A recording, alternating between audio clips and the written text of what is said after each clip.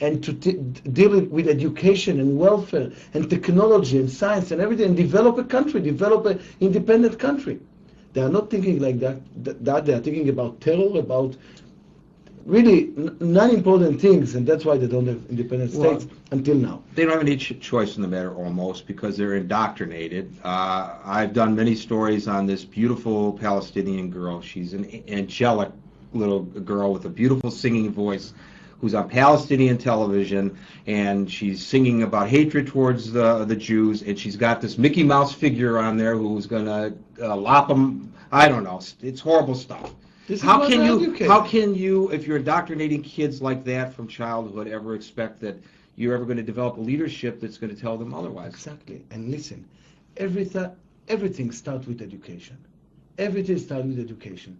And if you are not educated, your young generation, for peace, for living with peace with your neighbors, thinking about it, as we say, technology, other things, how you can make a strong society, how you can make a strong independent state. You cannot.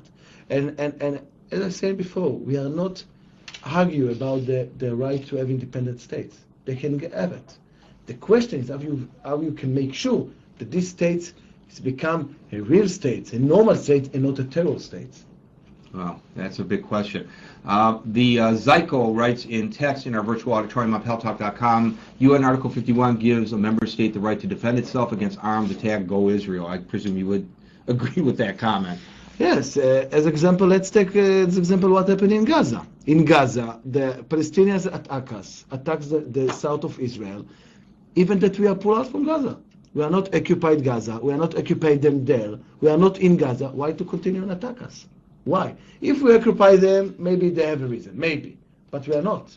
We are not in Gaza. We don't want to be in Gaza. Again, you have extreme regime in Gaza. You have the Hamas. They're thinking always how to make a conflict with Israel, not matter if we occupy the land or not. And we are not in Gaza.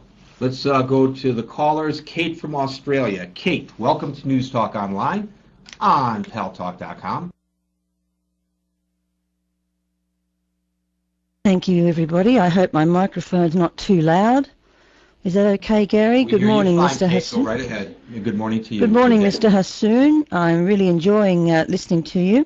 I particularly want to address your comment where you said that you are living in a bad neighbourhood. They don't like us, you said. What I would like to ask is, have you asked why they don't like you? And what are you going to do to improve the situation so you and your neighbours can live in peace? That's my question. Thank you. Thank you very much. It's a good question why they are not like us. They are not like us more than 100 years, even before we established Israel. They don't want it to change. They don't accept the fact that we can live in Israel, in the Middle East. They believe that Israel is the land of the Arab people. And as you know, in Israel, the Jewish people have roots and history of thousands of years. And for us, it was just coming back to our homeland. And when my grandfather came, when he was refugee, was out of Israel, and he came back to Israel in 1948, for him, it was coming to his homeland. And we want to live with peace with all the Arab countries. We have a good relationship with Jordan. We have a good relationship with Egypt. We believe that we can have peace with other Arab country.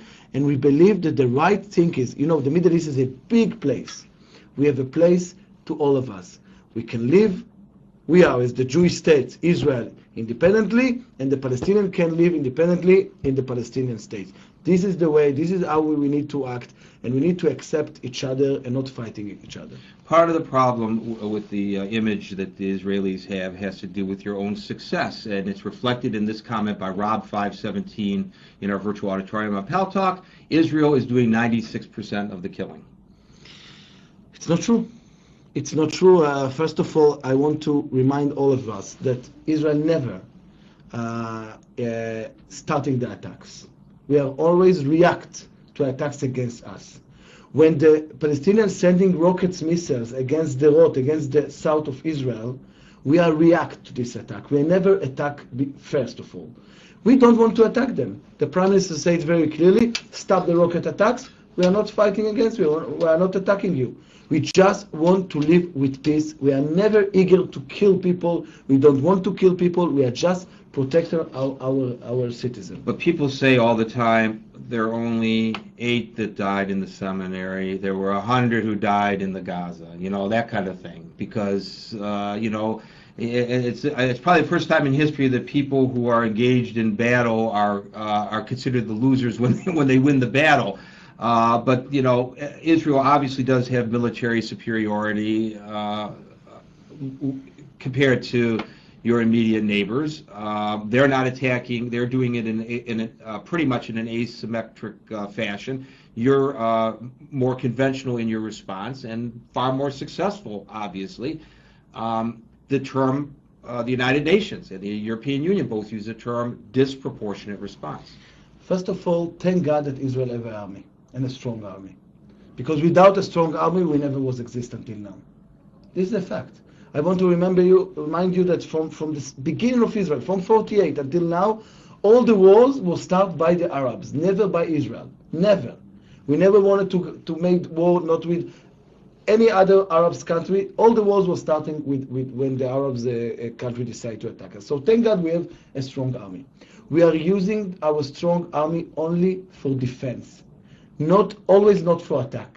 We are defending ourselves, we are defending our citizens, and we have all the right to do it. I want you to imagine, and the people that with us, imagine that suddenly Mexico going to start attack San Diego and sending every day rockets attacks against Mexico. Against San Diego. Against Mexico, against San Diego. What is the American government going to do after that? They're going to accept that? No, they're going to make rockets the same type and shoot them in. If they shoot one, we'll shoot one. If they shoot two, we'll shoot two. So that's what people think, right? Yes, but it's not working like that. No, it doesn't work like that. Why? No. Because first of all, where you are a country, you cannot act like a terror gang. From Gaza, it's a terror gang that attack us, civilians. We cannot attack other civilians. Because of that, we are a state. We are our law, international law, and everything. That's why we are attacking only the people that are involved in terror. Unfortunately, those legitimate military targets are using for their launching pads civilian populated areas. Listen, if somebody take his rockets and go on the roof of some building that people live there, and always sending the rockets, missiles from this building against Israel. And the people that living in this building say nothing and agree for that. What you will do? What you will do?